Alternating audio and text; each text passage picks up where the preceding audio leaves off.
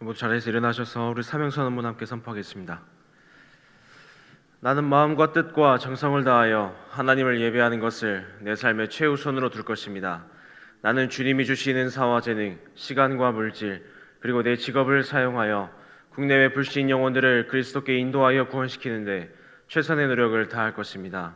우리는 주님의 은혜 안에서 연약한 교회들을 돕고 소외된 이웃들에게 사랑을 나누어주는 교회가 될 것입니다.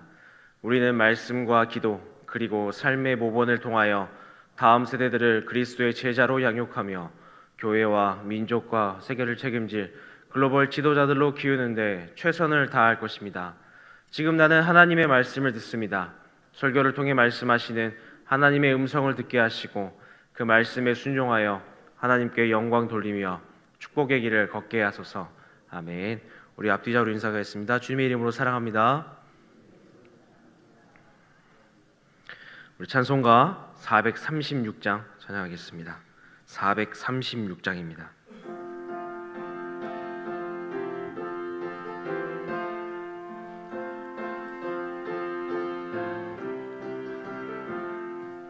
나 이제 주님의 새 생명 얻은 목 옛것은 지나고 새 사람이로다.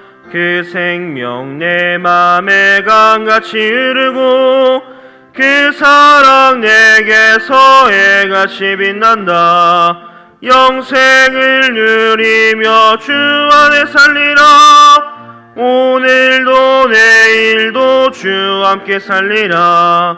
주 안에 감추인 새 생명 얻으니 이전에 좋던 건 이제는 감없다. 하늘의 은혜와 평화를 맛보니 그 창과 기도로 주 함께 살리라.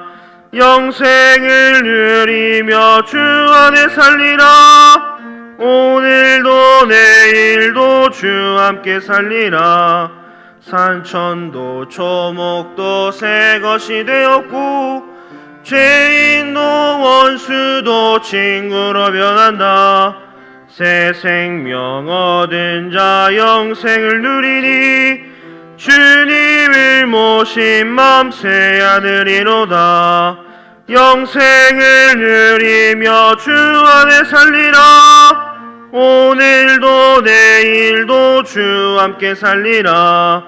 주 따라가는 길 험하고 멀어도 찬송을 부르며 뒤따라가리라. 나 주를 모시고 영원히 살리라.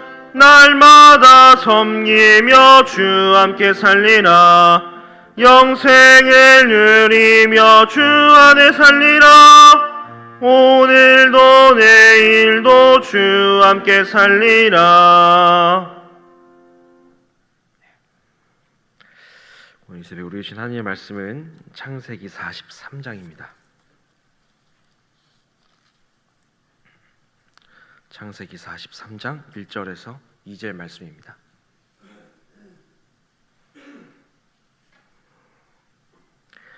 구약성경 68페이지에 있는 창세기 43장 1절에서 2절 말씀, 우리 한 목소리로 함께 합독하겠습니다. 그 땅이 기근이 심하고 그들이 애굽에서 가져온 곡식을 다 먹음에 그 아버지가 그들에게 이르되 다시 가서 우리를 위하여 양식을 조금 사오라. 아멘.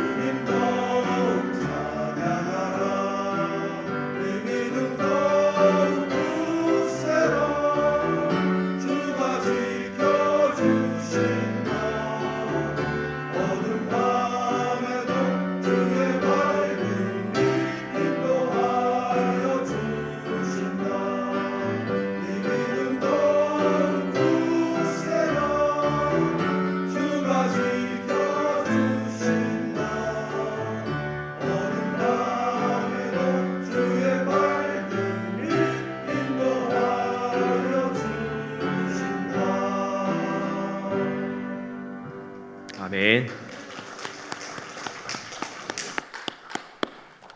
감사합니다. 우리 모담성의 찬양 너무나 감사합니다. 오늘 이 새벽에도 하나님의 말씀을 사모하는 마음으로 성전으로 또한 온라인으로 함께 예배드리시는 성도님들 한 분 한 분을 주님의 이름으로 사랑합니다. 오늘 말씀의 제목은 기다림인데요. 오늘 이 기다림이라는 단어를 보면 우리가 썩 달갑지만은 않습니다. 기다림을 좋아하는 사람은 크게 없을 겁니다. 저도 이 단어를 그렇게 좋아하지는 않은데요. 뭐든 우리가 이제 빨리빨리 즉각 바로바로 이런 것들을 좋아하지 하염없이 느긋하게 세워라 내워라 이런 걸 좋아하지는 않잖아요. 제가 전도사로 사역하고 있을 때 아이들을 대상으로 사랑의 택배라는 걸 한 적이 있었습니다. 그래서 쉽게 말해서 아이들을 이름으로 해서 택배를 보내주는 거였는데요. 다문화 가정, 결손 가정, 형편이 어려운 가정, 아니면 또 장기 결석하고 있는 아이들에게 그 택배 안에 과자나 이런 맛있는 걸 넣고 또 반 아이들의 손글씨 편지까지 넣어가지고 정성을 다해서 이렇게 딱 해서 보내주고 그랬습니다. 아이들에게 있어서는 자신의 이름으로 된 택배를 처음으로 받아보는 즐거움도 있었고 그 안에 열어다 보면 맛있는 과자도 있고 또 자신을 생각해서 써준 편지도 있었습니다. 얼마나 기분이 좋았겠습니까? 저도 택배를 기다리는 마음이 참 설레고 좋습니다. 택배가 왔다라는 문자만 들리면 사무실에서 벌떡 일어나서 택배를 찾으러 갔던 적도 굉장히 많았고요. 저뿐만이 아닐 것입니다. 대부분의 많은 분들이 저와 같이 택배가 온다면 기분 좋게 달려가실 분들이 여기 많으실 겁니다. 빨리 오면 빨리 올수록 기분이 더 좋겠죠. 그래서 어느 한 사이트는 그 배송을 정말 더 빠르게 하기 위해서 로켓 배송이라는 것을 또 만들어서 더 빠르게 받을 수 있도록 조치를 취하는 사이트도 있었습니다. 하나님이 일하시는 것을 기다리는 것 또한 우리에겐 기쁨인 줄로 믿습니다. 택배만 기다리는 것이 기쁨이 아니라 하나님이 우리에게 부어주실 놀라운 일들과 은혜를 기다리는 것 또한 행복이고 감사고 은혜인 것입니다. 그런데 문제가 있습니다. 우리는 수많은 말씀을 통해서 알고 있습니다. 하나님이 일하고 계시고 여전히 우리 가운데 그 일들을 나는 느끼지는 못할지라도 하나님께서는 일하고 계신다, 역사하고 계신다, 함께하고 계신다라는 것을 알고 있어요. 하지만 우리가 그것을 인내하며 기다리고 있는 마음이 내가 그렇게 순탄하지가 않다라는 거예요. 그게 문제라는 거죠. 우리 오늘 본문을 통해서 이 기다림이라는 제목으로 기다림에는 어떠한 특징이 있는지 두 가지를 함께 살펴보고 해봤는 귀한 시간 되기를 주님의 이름으로 축원합니다. 첫 번째로 기다림에는 하나님의 때가 있습니다. 본문 1절 함께 읽도록 하겠습니다. 그 땅에 기근이 심하고. 아멘. 오늘 말씀은 애굽만이 아니라 전 지역에 흉년이 들어서 너나 나나 할 거 없이 어렵고 힘든 상황을 살아가고 있는 시절이었습니다. 그때 야곱은 아들들을 애굽으로 보내서 먹을 것을 좀 얻어와라 라고 보내게 됩니다. 그렇게 해서 창세기 42장에 이 아들들이 애굽의 1차 방문을 하게 되죠. 그러나 요셉과 형들의 그 첫 만남에서는 그렇게 그들의 만남이 순탄하지는 않았습니다. 요셉은 형들에게 너희들은 정탐꾼이 아니냐, 이 나라의 틈을 엿보려 온 사람들이 아니냐라고 몰아치기 시작합니다. 형들은 자신들은 그냥 곡물을 얻으러 온 가나안의 사람들일 뿐이다라고 말하지만 믿지 않아주죠. 요셉은 끝내 막내 베냐민을 데리고 와야 된다라고 하면서 둘째 시므온을 가두는 것까지 1차 방문이 마무리가 됩니다. 이렇게 어렵게 애굽의 여정을 마치고 돌아와서 모든 상황을 아버지에게 보고합니다. 그런데 정말 야속하게도 방금 읽었던 본문을 보면 그 땅의 기근이 심해졌다라고 말하고 있습니다. 그 땅의 기근이 심해지고 시몬도 잡히고 베냐민도 데려가야 되고, 그런데 늘 그랬지만 그것 때문에 갔다 왔지만 기근이 좋아질 기미가 보이질 않는 겁니다. 많은 것들이 쌓이고 쌓여서 최악으로 치닫고 있는 상황이라고 할 수 있죠. 여기서 우리는 이러한 기근들이 왜 멈추지 못하는가? 지금까지 힘들어 왔고 그러면 앞으로 좀 더 좋은 일들이 펼쳐져야 되는데 그러지 않고 계속해서 기근이 심하고 심한 것인지 거기에 좀 초점을 둘 필요가 있다는 거죠.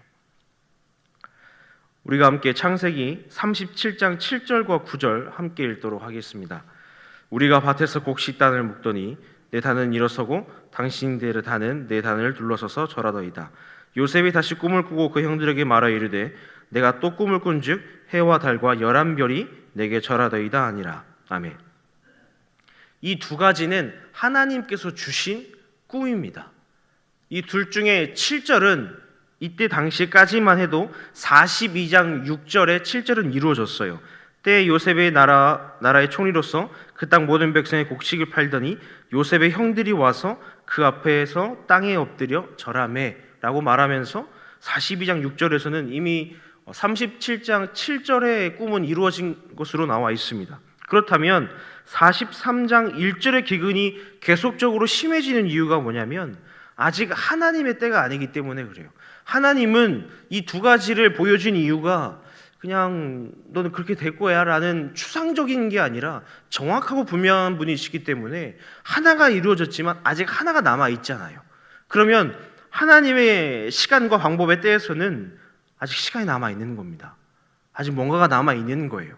그래서 7절은 이루어져 있지만 9절이 아직은 그들의 가운데 이루어지지 않기 때문에 하나님이 계속해서 기근을 이어가시는다라는 것입니다. 야곱과 그의 아들들에게 있어서 계속되는 기근은 그들의 마음과 삶을 굉장히 지치게 하고 힘들게 할 것입니다. 하루라도 빨리 이 어려움들이, 이 가뭄이, 이 힘듦이 끝나기만을 바랐을지도 모르죠. 그러나 그것은 그들의 생각이었지만 하나님의 계획은 조금 더 뒤에 있었습니다. 하나님은 형제들이 와서 곡식만 받고 돌아가는 그러한 1차 방문으로 끝나는 것이 아니라 야곱과 그의 모든 가족들이 애굽으로 돌아와서 이 한순간의 어려움만 끝나는 게 아니라 그들의 삶이 변화되어진 것까지 하나님은 큰 그림을 그리시고 계획해 놓으셨다는 것이죠. 하지만 사람은 거기까지 볼 수는 없습니다. 왜요? 사람이니까요. 우리는 그 깊은 하나님의 뜻까지는 하나님이 보여주지 않은 것까지 우리가 볼 수는 없는 것이죠. 우리야 성경의 내용을 이미 알고 있기 때문에 이들이 지금이 아니라 한 번 더 애굽을 방문해서 요셉과 뜨겁게 포옹하고 화해하는 장면 생각나시잖아요.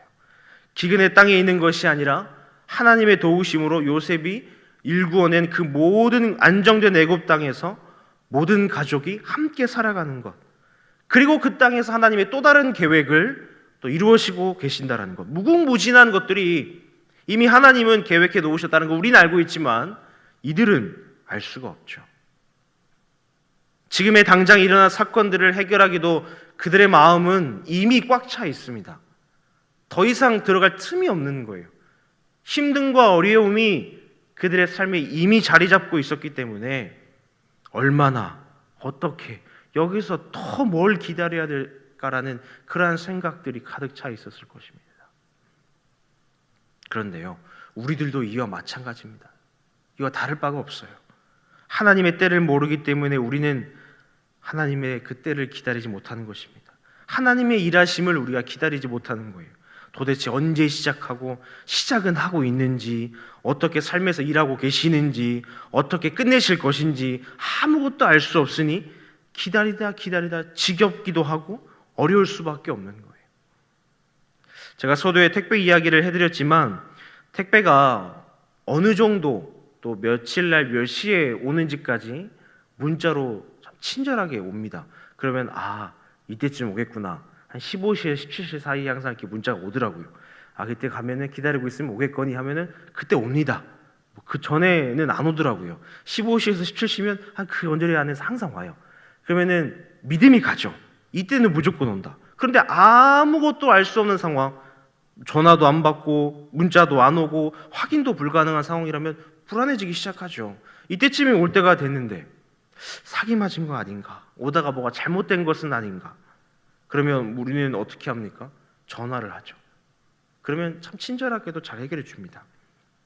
택배가 잘 오고 있는지 맞는지 택배사에 전화를 하면 금방 해결이 돼요. 그러면 저도 이렇게 저에게 이렇게 질문을 하실 수도 있습니다. 목사님, 하나님의 때가 언제인지 그것을 어떻게 전화를 해야 됩니까? 어디에 물어봐야 됩니까? 라고 질문하실 수도 있어요. 근데 제가 가만히 보니까 이미 정답을 알고 계시는 얼굴 표정들이에요. 어디에 물어봐야 되는지 정확히 알고 계시는 얼굴 표정으로 저를 쳐다보고 계시지만 그게 쉽습니까? 라는 얼굴 또한 가지고 계시는 것 같아요. 우리는 이미 잘 알고 있어요. 어디에 물어봐야 되고 내 힘듦과 어려움, 이때가 어느 때까지인지, 얼마나 가야 되는지, 얼마나 하나님의 크신 은혜가 이 가운데 있는지, 누구에게 물어봐야 되고 어디서 찾아야 되고 어느 곳에서 함께 나눠야 되는지 우리는 너무나도 잘 알고 있다는 거죠. 그러나 그게 어렵다라는 거예요. 내 마음처럼, 내 생각처럼 쉽지 않다라는 게 그게 저희들 마음 아니겠습니까? 저희들 삶이 아닐까요? 아브라함을 한번 볼까요? 하나님께서 분명 창세기 12장 1절과 2절에서 너의 고향 친척과 아버지 집을 떠나 내게 보여준 땅으로 가라. 그리고 너는 큰 민족을 이루고 너의 이름을 창대할 것이다 라고 분명히 말씀하셨습니다. 그런데 아무리 기다려도 이 사라가 입덧을 안 해요. 입덧에 입도 안 하는 거예요. 너무 잘 먹고 잘 싸고 잘 놀아요. 뭐가 좀 있어야, 기미가 좀 있어 보여야 이게 하나님이 또 이제 시작하시는구나 라는 것을 알 텐데 너무 잘 지내는 거예요. 아무 이상이 없는 거예요. 세월이 흐르고 흘러서 아브라함이 86세 때 창세기 16장에 누구를 낳게 되냐면 이스마엘을 낳게 됩니다. 하나님이 우리의 삶에서 일하심을 기다리다 지친 사라가 창세기 16장 2절에 이렇게 말하고 있습니다. 사라가 아브라함에게 이르되 여호와께서 내 출산을 허락하지 아니하였으니 원하건대 내 여종에게 들어가 내 호크로 말미암아 자녀를 얻을까 하노라 하매 아브라함의 사라의 말을 들으니라. 아멘. 결국 이들은 하나님의 때가 아니라 사라의 때를 맞이하게 됩니다. 아브라함과 사라의 조급함으로 인해서 얻게 된 아들이 바로 이스마엘이라는 것이죠. 물론 이스마엘은 귀한 아들입니다. 귀한 생명이에요. 그런데 이 귀한 아들로 인해서 이스마엘이라는 사람으로 인해서 얼마나 큰 영향력이 힘듦이 끼치게 될지는 그들조차 상상하지 못했을 것입니다. 창세기 16장 4절에서 5절에 보면 벌써부터 가정의 분열이 이루어지기 시작합니다. 하갈이 자신이 임신하게 되자 여주인 사라를 멸시하면서부터 가정의 분열이 시작된다는 거죠. 이스라엘과 아랍 종족과의 군사정쟁, 이스마엘 혈통에서 나온 이슬람교가 현재 기독교의 복음화에 있어서 정말 큰 장애물이잖아요. 모두 하나님의 때가 아니라 사람의 시간과 사람의 때에 맞춰서 이루어낸 결과물이라고 할 수 있습니다. 우리가 자신의 방법으로 혹은 스스로의 시간표에 따라 하나님의 때를 이루려고 할 때 우리는 이처럼 이삭이 아니라 이스마엘을 낳게 됩니다. 아브라함의 이삭 출생도 요셉이 총리가 되는 것도 모두 하루아침에 팍 일어나는 게 아니고 하나님의 그 계획하심과 때가 다 녹아져 있다라는 거죠. 하나님이 필요한 그때에 이삭이 출생이 되는 것이고 요셉이 총리가 되는 거예요. 창세기 21장 2절 우리가 함께 읽도록 하겠습니다. 사라가 임신하고 하나님이 말씀하신 시기가 되어 노년에 아브라함에게 아들을 낳으니. 아멘. 하나님이 말씀하신 시기가 되어, 하나님이 말씀하신 시기가 바로 하나님의 때라는 거예요.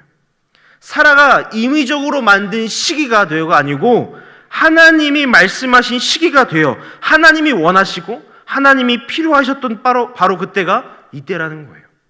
내가 원했던 때가 아니고 내가 바라던 때가 아니고 하나님이 원하던 때가 바로 이때라는 거예요.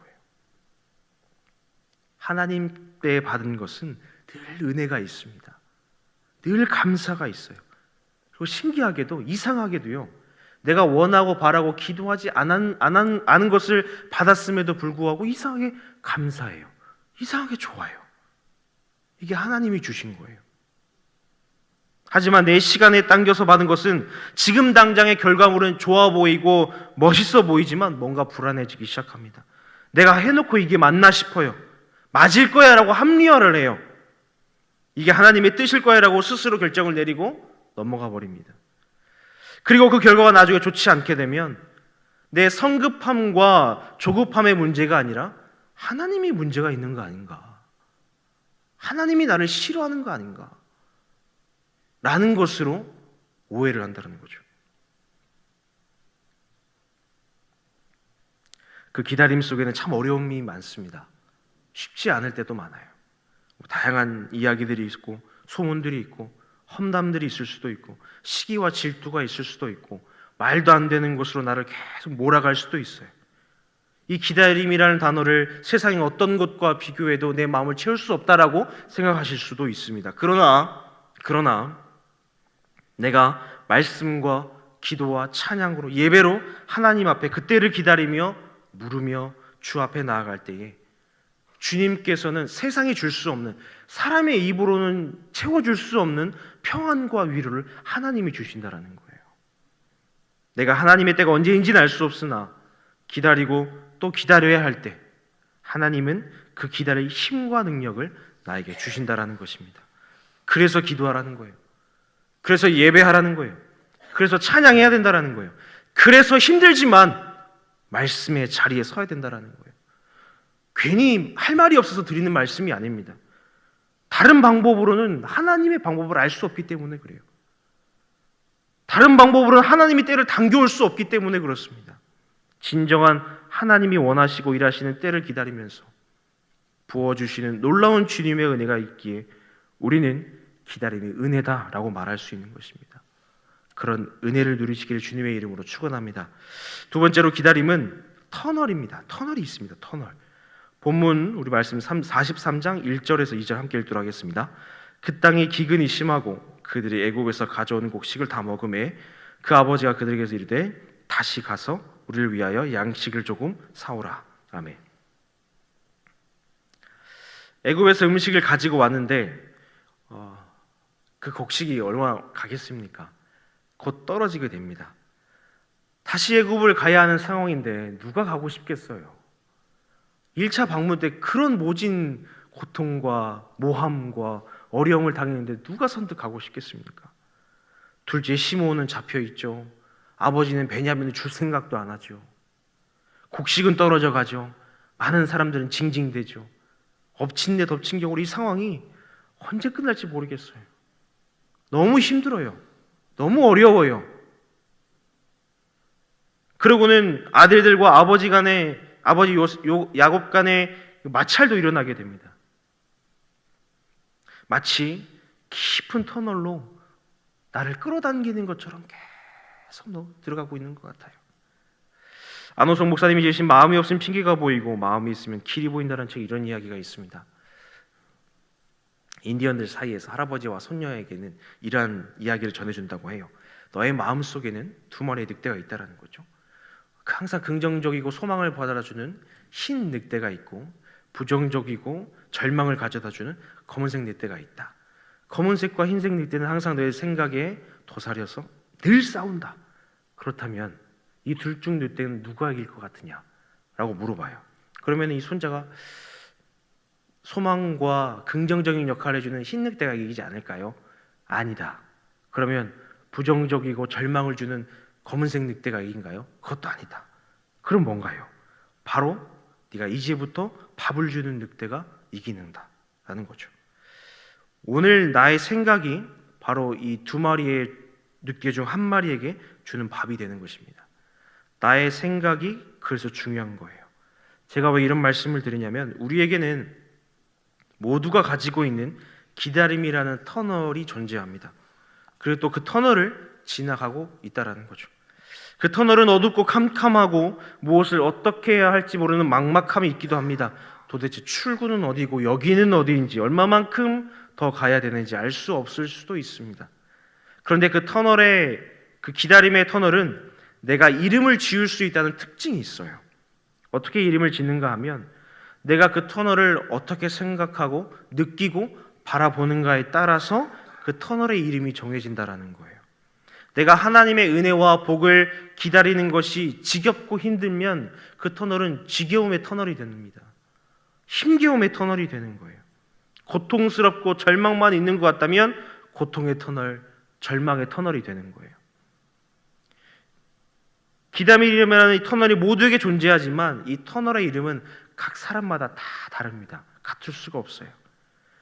기다림이란 상황 속에서 내 주변의 모습들이 나를 계속적으로 어렵게 하고 힘들게 한다고 해서 기다리는 게 너무 싫다. 왜 나한테만 이런 일이 일어나는지, 하나님 이렇게 질질 끄시는지 모르겠다라고만 생각하는 것이 아니라 이를 통해 하나님이 특별하고 놀라운 은혜를 나에게 주시려고 하시는구나. 얼마나 귀하고 크신 은혜로 나에게 주시려고 이렇게까지 몰아가시는 걸까라는 믿음의 생각이 우리에게 필요하다라는 거예요. 그럴 때에 이 기다림의 터널이 축복의 터널, 은혜의 터널, 갑절의 터널이 되는 것입니다. 바라옵기는 우리 모든 성도님들의 기다림이 고통과 좌절과 절망의 터널이라는 이름이 아니라 보기만 해도 하나님의 은혜와 감사가, 사랑이, 기대됨이 절로 흘러넘치는 그러한 터널이 되기를 축복합니다. 이렇게 생각하기가 쉽지는 않으실 거예요. 그렇기 때문에 우리가 내 마음과 내 생각이 무너지지 않도록 이렇게 매일매일 새벽에 나와서 예배드리고 매일매일 새벽 제단을 쌓는 거 아니겠습니까? 비록 지금 기다림의 터널이 나를 답답하게 만든다 생각할지라도 내 터널은 언제나 주와 함께한다는 기다림의 터널을 고백하고 선포할 때 하나님이 나에게 주시는 놀라운 은혜와 축복이 그 기다림의 끝에서, 터널의 끝에서 가득 넘쳐날 줄로 믿습니다. 이러한 삶을 살아가시기를 주님의 이름으로 축원합니다. 이 시간 함께 기도하실 때 말씀을 생각하며 또한 가지고 오신 기도 제목을 가지고 10분간 함께 기도하겠습니다. 기도하시겠습니다.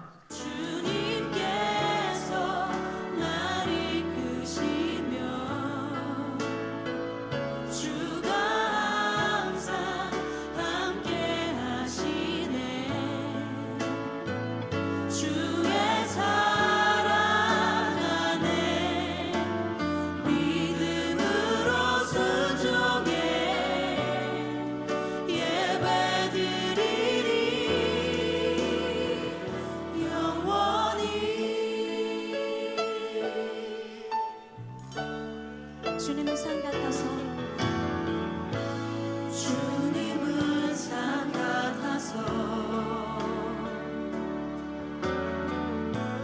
여전히 그 자리에 계셔 눈을 들면 보이리라 날 위한 그 사랑 주는 나의 도움이시며 주의 계획 영원하시네 주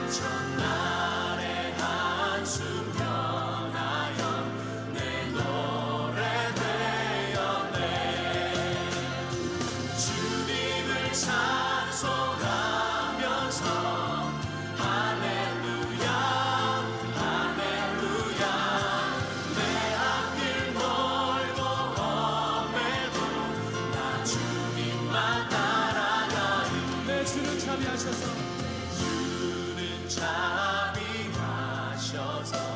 늘 함께 계시고 내 굽힌 마음을 아시고 늘 채워주시네. 주와 맺은 언약을 주와 맺은 영불변하시니 불변하시니 그 나라 가기까지는 늘 보호하시네. 주님을 찬송하면서 할렐루야 할렐루야 내 앞길 멀고 험해도 나 주님만 따라가리. 주님을 찬송하면서 주님을 찬송하면서 할렐루야 할렐루야 내 앞길 멀고 험해도 나 주님만 따라가리. 주님을 찬송 주님을 찬송하면서 할렐루야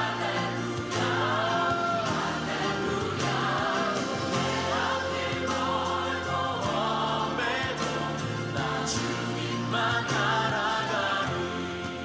우리 대신령 주의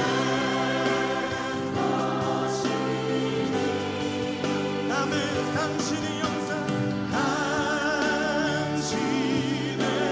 영상 만드소서. 주님 너 따라 살아갈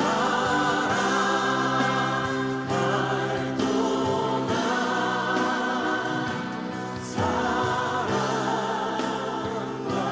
충성 늘 하시오리다. 십자가를 질 수 있나 주가 물어보실 때 십자가를 질 수 있나 주가 물어보실 때 죽기까지 따르오리 저를 오늘 우리에게 묻고 계십니다. 십자가를 질 수 있나 주가 물어보실 때 죽기까지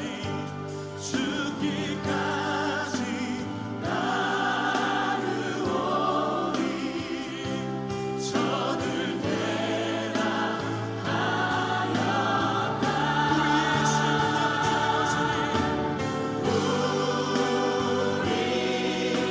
심령 주의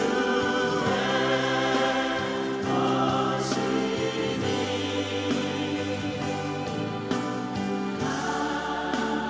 당신의 영상 만드소서.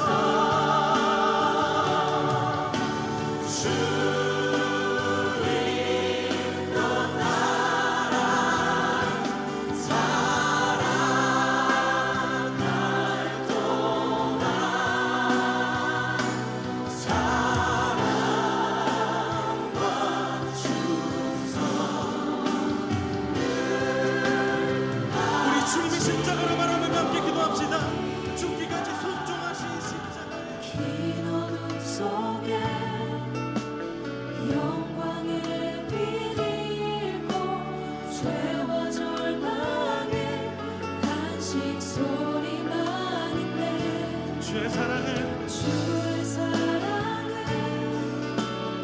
여전히 날 기다리시며 날 부르시네. 하나님은 나의 거치지 않는 듣부리시니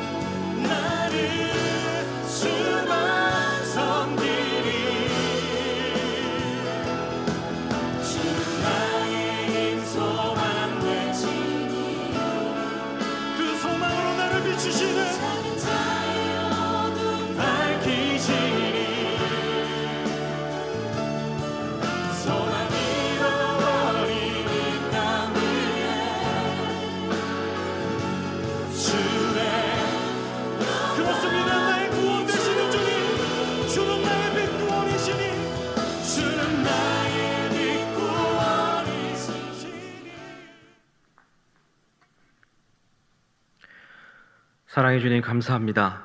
기다림 속에 하나님의 때와 은혜의 터널을 잘 건너게 하시고 하나님이 우리에게 부어주실 늘 놀라운 은혜를 누리는 저희들의 삶이 되게 하여 주시옵소서.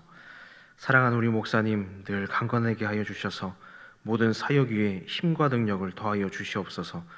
모든 것을 이끌어 가시는 길 위에 주님의 크신 은혜를 내려 세워 주시사 더 크고 놀라운 것으로 부어 주시고 채워 주시옵소서. 한 마음과 한 뜻으로 기도하시는 우리 사모님에게도 늘 건강을 허락하여 주시고 두 자녀의 가정 위에도 마르지 않은 축복과 은혜를 더하여 주시옵소서. 구역 예배와 마중물 대신방, 목요 전도대, YGC 캠퍼스 전도대를 통하여 우리 교회가 더더욱 하나님의 영광을 위해 힘있게 나아가고 쓰임받는 교회 되도록 인도하여 주옵시고 YGC 성서대학을 수강하는 모든 성도들의 영성과 지성의 은혜를 더하여 주시옵소서.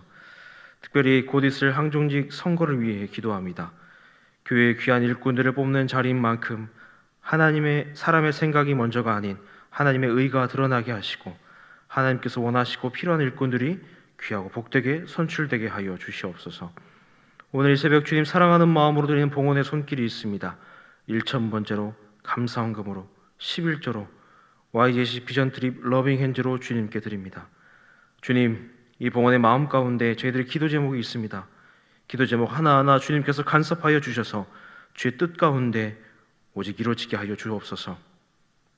사랑의 아버지 하나님, 마음 가운데 아픔이 있고 육체 가운데 질병이 있어 힘들어하고 눈물로 기도하는 주의 백성들이 있습니다. 주님이 친히 그곳을 만져주시고 그 눈물 닦아주셔서 회복의 은혜를 얻게 하여 주시옵소서. 육체와 마음의 질병으로 인해 쓰러져 있는 것이 아니라 이기게 하시고 다시 힘주실 주님을 바라보고 주님의 은혜 안에서 새 힘을 얻는 삶 살아가게 하여 주옵소서. 주님께서 모든 치료의 과정마다 개입하시고 회복되는 과정 속에서 하나님의 함께하심과 인도하심을 느끼고 체험하게 하여 주옵소서. 이 모든 말씀 걸어가신 예수님의 이름으로 기도합니다. 아멘. 하늘에 계신 우리 아버지, 아버지의 이름을 거룩하게 하시며 아버지의 나라가 오게 하시며 아버지의 뜻이 하늘에서와 같이 땅에서도 이루어지게 하소서. 오늘 우리에게 일용할 양식을 주시고 우리가 우리에게 잘못한 사람을 용서하여 준 것 같이 우리 죄를 용서하여 주시고 우리를 시험에 빠지지 않게 하시고 악에서 구하소서.